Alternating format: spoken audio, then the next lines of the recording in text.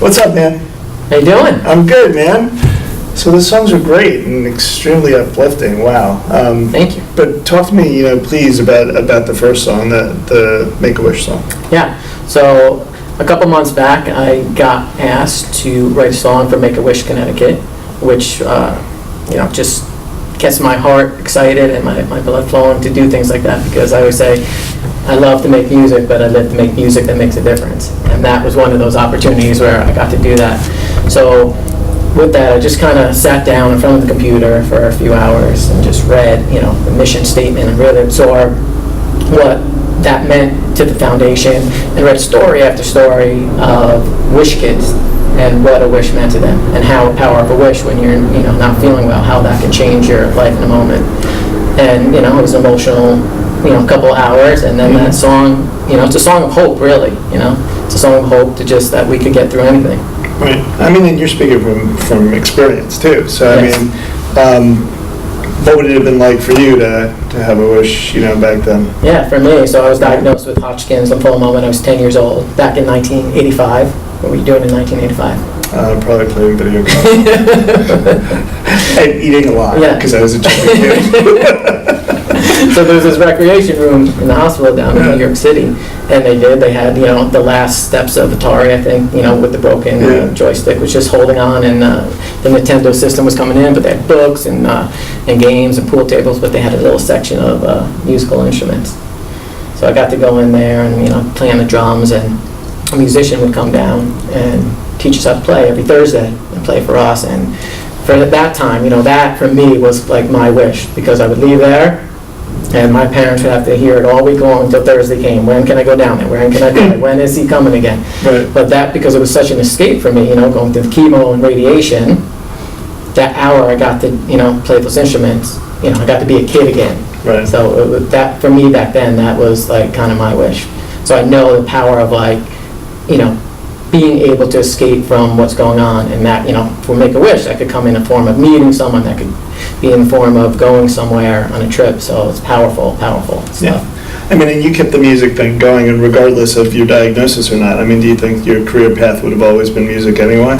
I think so. Yeah. I always, my mother always said I used to sing all the time in front of the TV and stuff. I think my path was there, and I did get a little offline. I was in sports and really a big basketball fan. I had small scholarships to play basketball, and music was always there, and I was always doing it, and I was always playing, but it wasn't on the forefront. And then I broke my leg going into college, and it was like, well, listen, music was, you're supposed to be doing music, so get on it. So I do believe it was always internally there.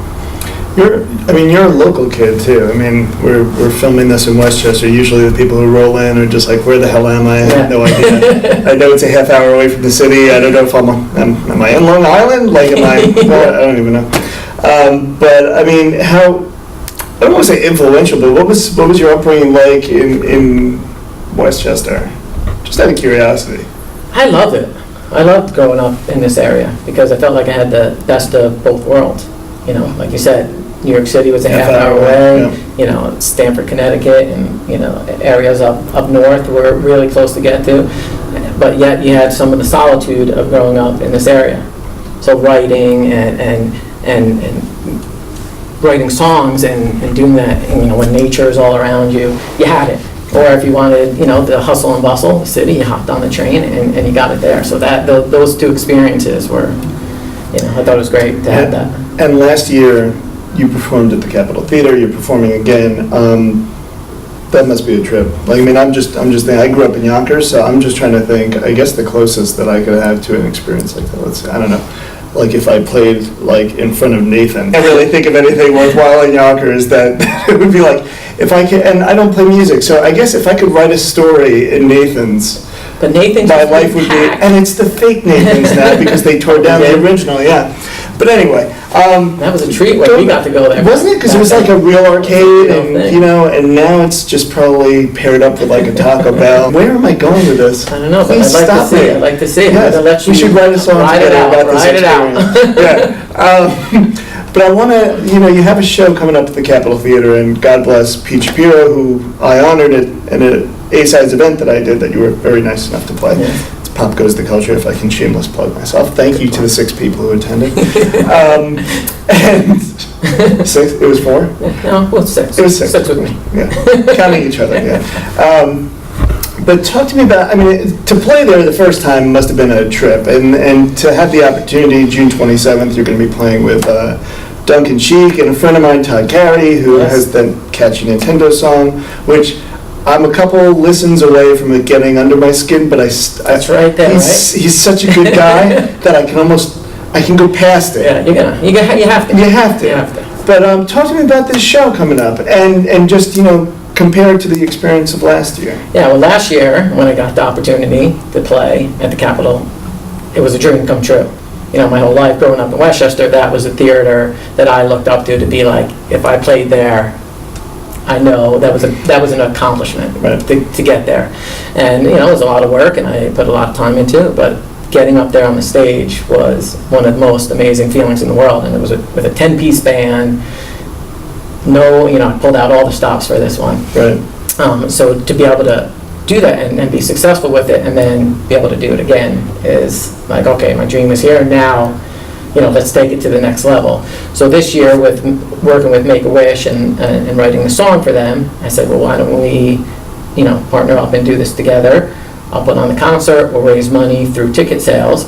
So anybody that buys a ticket, portion of that goes to the charity, which is nice and easy because we're always looking for a way to give back, bring the community together, listen to some good music. We have Duncan, Sheik, like you said, who had Barely Breathing hit back in the late 90s, and he wrote the Broadway play Spring Awakenings. So it's me and him co-headlining. Todd, Carey, who had the #1 hit single with Nintendo on the Billboard Twitter charts, which it's crazy. Great accomplishment. You should write a song about ColecoVision. I know, I'm going to rival him. Yeah. Actually, probably PlayStation's probably better. ColecoVision, just went over the head of... Do you even know what ColecoVision is? No one does. No one does. We do, don't we? Yes. Yeah, because we're all... No, I'm just kidding. So on top of this concert that you have, and Duncan Sheik doesn't do shows that often, so that's pretty Yeah, cool. it's great. Yeah, he's doing some small theater shows, throughout the year. So does he still have his beard? Do we get rid of the beard? I haven't seen it, but I think he goes back and forth. Beard, no beard. He changes. I mean, no judgment. Yeah. Just a weird question to ask. We'll find out. Man. We'll find out. So to have him, yeah, which is on cool. board is great. Now, you also have a new EP coming out, so you're basically this is the month of Charlie Scopoletti. Yeah. And I have to be honest with you, I can't spell your name on Twitter. I can't. I wanted to tweet, when I want to tweet But can you say it? I can say it though, right? I know. Charlie Scopoletti. No, say it wrong. It's wrong? Bullshit. Yeah, Scopoletti. Oh, come on. Yeah, Scopo. Tomato, come on. Well, I guess I would. If you called me Chattman, I'd be pissed. Yeah. You wouldn't like that. I can't believe it. But spelling, it's a tough spelling. Yeah. That's why I shorten it. Talk to me about you got that your whole life, so you can handle one jackass saying it right on camera, right? Yeah, people, spaghetti, Scopoletti, chicken, scarpiello. Delicious. One of my favorite dishes. Yes. Delicious. Yes. Next time maybe we'll have a little food segment. This is like a serious music session. It's not a buffet. All right? I don't... This is it. Only my interns can snap their fingers at me. I know, that was pretty aggressive, snapping behind the camera. Seriously. And we might have to turn that camera on him. This has to live forever. Yeah. So, and he wears purple socks. So anyway, but talk to me about the EP, because I mean, you're not chinsing out either. It's not like a 2-song EP or a 3-song EP. It's a 6-song EP, which is basically half an album. Yeah. I mean, you could have went the other 6. I could have went. But you didn't. I held back. Yeah. I held back. You've given us a taste. Just a taste. Just a taste. Which brings us back to that buffet. Yeah. Full circle. Full circle. No, but talk to me about the album, because it is a really big month for you. Yeah. So, it's there's a lot going on. But the album comes out next week, called Today's the Day. And I recorded it with an Oscar-winning producer, engineer, and mixer called, his name is Robert Smith. He's from the city. Actually, the day we went into the studio, he won the Oscar that same day. Get out of here. Yeah. For what? 60 feet from Star, 20 feet from Star. Yeah. Well, for some, it's 60 Some, feet. some it's a little further. It's a some little 20. further for some. It is. Is it 20 or 60? 20. 20? It's 20, 20. yeah, yeah. Yeah. So For it me, it's says about 120. 120, even if Yeah, you're but- not even on the stage. No, I'm not. No. I'm outside the theater, I'm just Okay. trying to get tickets. I know I'm Charlie. scalping. I know Charlie. I can't pronounce his last name, but please let me in. Don't let that guy in. Yeah, that's you. Is he wearing purple socks? Okay, yeah. No, I don't wear the purple socks. I wear the black socks, because they never get dirty. They never get there. Right? So, all right, man, so how can people find out about the album and get tickets? Yeah, so the to it? album's out in another week, and you can go to cfband.com, and to get tickets to the concerts, it's on Friday, June 27th. And again, a portion of those ticket sales go straight to Make-A-Wish, and we're trying to raise money to grant a kid a wish. That's the ultimate goal. And you could go to capitaltheater.com and find everything out. Awesome. So we want to see you there. Yeah, well, all kidding aside, good work you're doing. Thank you. Thanks.